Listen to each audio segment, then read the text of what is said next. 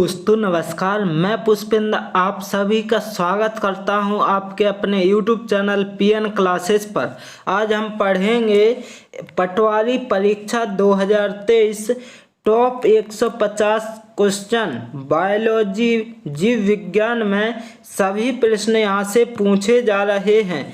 यदि आप इस चैनल पर नए आए हैं तो इस चैनल को लाइक शेयर एंड सब्सक्राइब करना ना भूलें।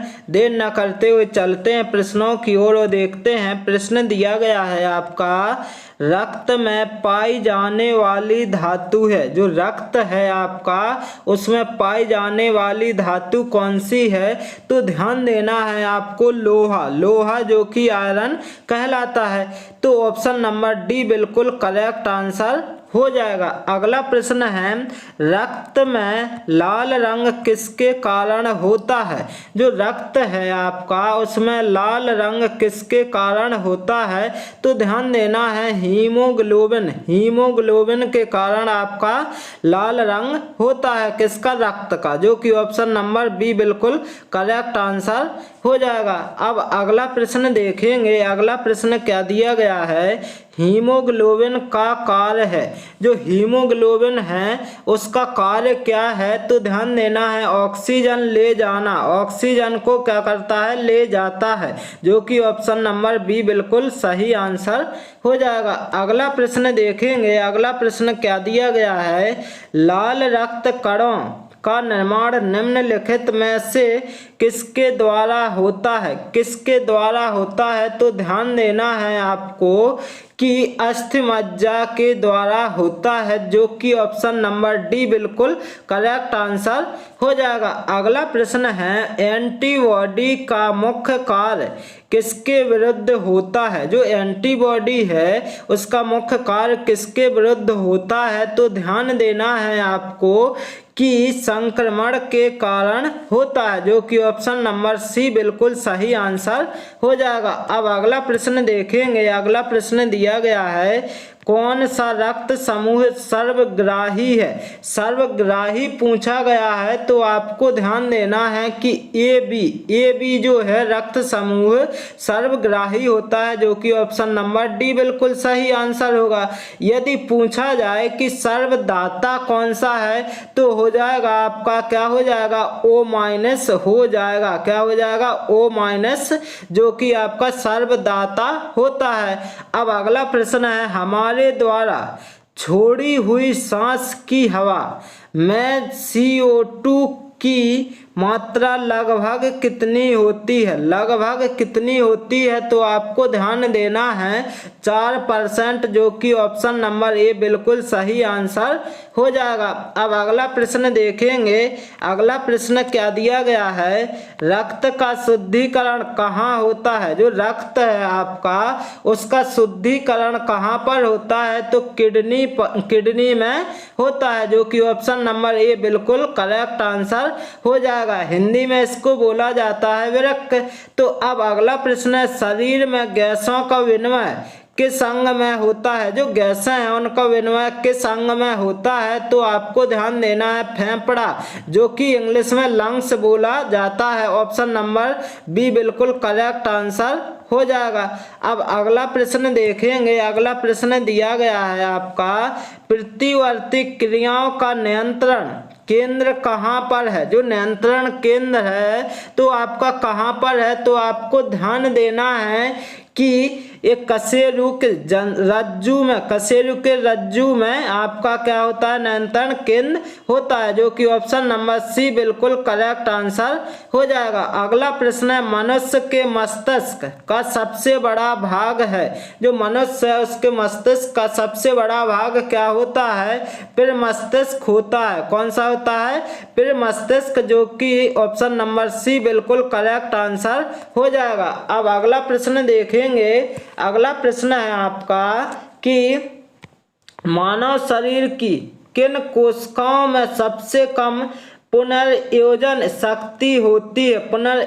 शक्ति होती है? तो ध्यान देना, मस्तिष्क कोशिकाओं में। मस्तिष्क कोशिका, जो कि आपका बिल्कुल करेक्ट आंसर हो जाएगा, ऑप्शन नंबर ए। अब अगला प्रश्न है, निषेचन की क्रिया कहाँ होती है, जो निषेचन है उसकी क्रिया कहाँ होती है, तो अंडवाहिनी में होती है, जो कि ऑप्शन नंबर बी बिल्कुल सही आंसर हो जाएगा। अब अगला प्रश्न देखेंगे। अगला प्रश्न क्या दिया गया है, गर्भस्थ शिशु के विकास की जानकारी हेतु किसका प्रयोग किया जाता है, तो किसका प्रयोग किया जाता है, तो अल्ट्रासाउंड। अल्ट्रासाउंड से क्या है, आपके शिशु का पता चल जाता है, जो कि ऑप्शन नंबर सी बिल्कुल करेक्ट आंसर हो जाएगा। अब अगला प्रश्न है, भ्रूण के विकास के लिए निम्नलिखित में से किस अंग के द्वारा खाद्य की पूर्ति की जाती है, तो आपको ध्यान देना है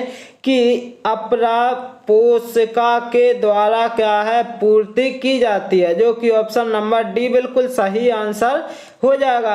अब अगला प्रश्न देखेंगे। अगला प्रश्न क्या दिया गया है कि बच्चों का लिंग निर्धारण किसके गुणसूत्र से होता है, किसके गुणसूत्र से होता है, तो आपको ध्यान देना है पिता के गुणसूत्र से होता है, जो कि ऑप्शन नंबर बी बिल्कुल सही आंसर हो जाएगा। अगला प्रश्न है, मानव शरीर की किस ग्रंथि को मास्टर ग्रंथि कहा जाता है, तो ध्यान देना है कि पिट्यूटरी ग्लैंड को क्या कहा जाता, मास्टर ग्रंथि, जो कि ऑप्शन नंबर डी बिल्कुल करेक्ट आंसर हो जाएगा। अब अगले प्रश्न की ओर चलते हैं और देखते हैं। अगला प्रश्न दिया गया है आपका, निम्नलिखित में बहिस्रावी ग्रंथियां हैं, बहिस्रावी जो ग्रंथियां हैं तो आपको ध्यान देना है कौन सी हैं, तो कौन सी हैं, दुग्ध ग्रंथि, श्वेत ग्रंथि, अश्रु ग्रंथि। जो ये ग्रंथि दी गई हैं तो ये कौन सी ग्रंथि हैं, बहिस्रावी, मतलब जो बाहर ग्रंथि पाई जाती हैं, ये आपकी कितनी हो जाएंगी, ये सभी, जो कि ऑप्शन नंबर डी बिल्कुल करेक्ट आंसर हो जाएगा, क्योंकि दुग्ध ग्रंथि बाहर और श्वेत ग्रंथि बाहर, अश्रु ग्रंथि बाहर पाई जाती हैं, तो ये सभी आपका सही आंसर होगा। अब अगला प्रश्न है, निम्नलिखित में से कौन सा एक स्त्रीलिंग हार्मोन है, स्त्रीलिंग जो हार्मोन है तो कौन सा है, तो आपको ध्यान देना है एस्ट्रोजन। एस्ट्रोजन जो है स्त्री में पाया जाता है, जो कि ऑप्शन नंबर ए बिल्कुल करेक्ट आंसर हो जाएगा। अगला प्रश्न देखेंगे। अगला प्रश्न है आपका, प्रोटीन को निम्नलिखित में से क्या माना जाता है, क्या माना जाता है, तो ध्यान देना है शरीर का निर्माण करने वाला माना जाता है, क्या, प्रोटीन, जो कि ऑप्शन नंबर ए बिल्कुल करेक्ट आंसर हो जाएगा। अब अगले प्रश्न की ओर चलते हैं और देखते हैं। अगला प्रश्न है आपका, प्रोटीन का सबसे उत्तम स्रोत है, जो प्रोटीन है उसका क्या है, सबसे उत्तम स्रोत कौन सा है, तो ध्यान देना है सोयाबीन। सोयाबीन में क्या है, प्रोटीन पाया जाता है, ज़्यादा प्रोटीन किसमें, सोयाबीन में पाया जाता है, जो कि ऑप्शन नंबर सी बिल्कुल सही आंसर हो जाएगा।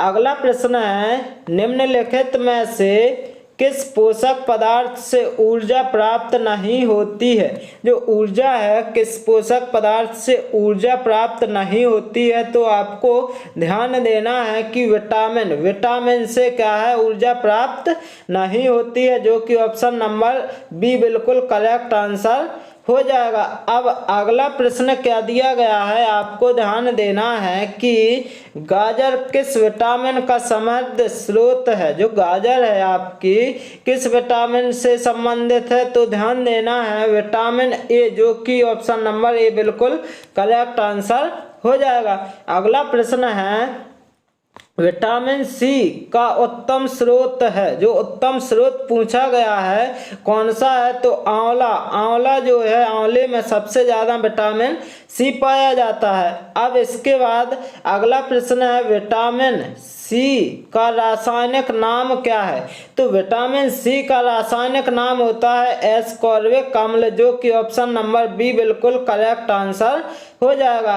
अब चलेंगे अगले प्रश्न की ओर और देखेंगे अगला प्रश्न क्या दिया गया है, निम्नलिखित में से कौन सा विटामिन जल में घुलनशील है, जल में घुलनशील कौन सा विटामिन है, तो आपको ध्यान देना है कि इसकी ट्रिक बताएं क्या, तो ट्रिक ये है कि जब भी यदि जल में और वसा में घुलनशील विटामिन आ जाए तो वसा वाले कौन होते हैं, अडेक होते हैं। अडेक का मतलब क्या है, vitamin A, vitamin D, vitamin E, vitamin के, ये कौन से होते हैं, तो वसा में घुलनशील होते हैं। और जबकि यदि पूछा जाए कि जल में क्या है, तो ध्यान देना है कि भैंस गई क्या है, पानी में, भैंस गई पानी में मतलब जल में, तो बी से मतलब बन जाएगा बी, और जबकि सा से बन जाएगा सी।